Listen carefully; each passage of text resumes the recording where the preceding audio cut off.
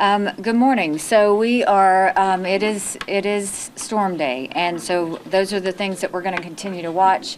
I was on the phone with Governor Scott last night and told him South Carolina was praying for Florida. I was on the phone with Governor McCrory this morning as we were talking about things, and so many of the governors, whether it's Governor Haslam from Tennessee, Governor Hogan, Governor Pence, all of them have called in and offered resources and assistance, and so I want to thank everybody from that standpoint. Well, as of 11 o'clock this morning, there's now a hurricane warning in effect for the entire coast of South Carolina, in addition to a storm surge warning in effect for the entire coast of South Carolina.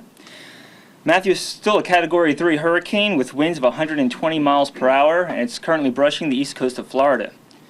The latest track from the National Hurricane Center has shifted a little bit closer to the South Carolina coast and a little bit farther north, closer to the Myrtle Beach area as well, so that's some cause for concern. The storm will start working up toward the South Carolina coast tonight.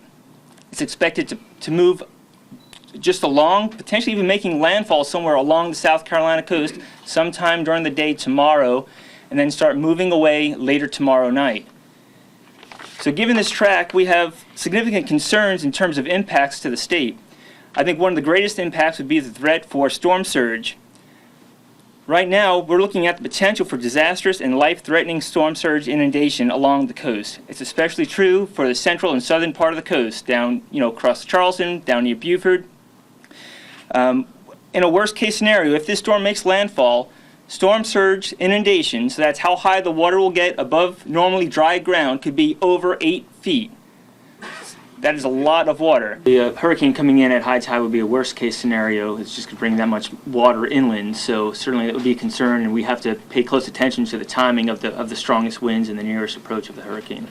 This is the last time you will see me before we are actually in storm mode. So please evacuate, even if it's to a shelter. Even if you suddenly are sitting at home, we have shelters in Charleston and in every county on the coast that we can have and take care of you during this process. But we are now getting ready to see some really tough weather. So there is nothing safe about what's getting ready to happen.